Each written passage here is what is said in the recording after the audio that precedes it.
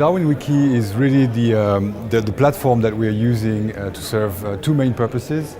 The first one is for us internally, is to develop and to evaluate the guidelines. That's the environment in which we do that.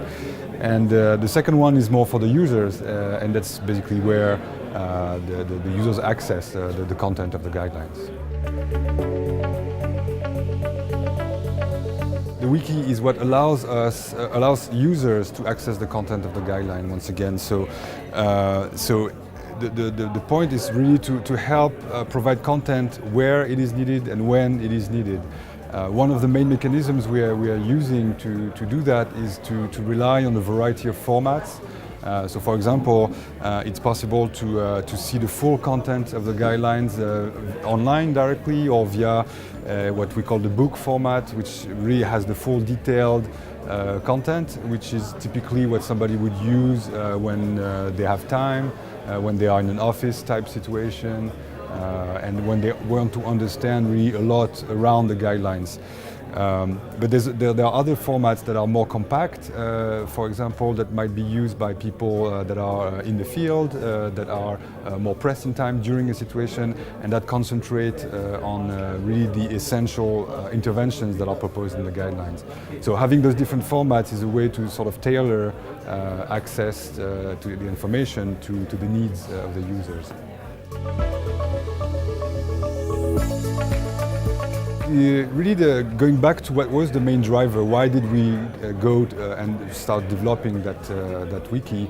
It's basically that at some point we recognized that developing guidelines for the context of crisis was basically essentially a knowledge management problem. Crises themselves evolve on a regular basis. We want to develop guidelines around this notion of resilience. This notion is something that is evolving as well. The understanding of what resilience is, the understanding of how to operationalize that notion is changing. So you have basically that body of knowledge that evolves, the needs for information that evolve, and so we need a way to basically make content evolve. And so the wiki was basically a way to have this kind of collaborative platform in which we can build this constantly evolving content and therefore fulfill the knowledge management needs. There are two purposes, access and development. So as a result, the users of the wiki are actually both the developers on one side that develop the content of the guidelines and the people that are interested in its content, so the users. But there's another type of user, which is the external expert. We have mechanisms on the wiki that allow people from the outside to come and basically provide comments, feedback, and that content is used for development purposes.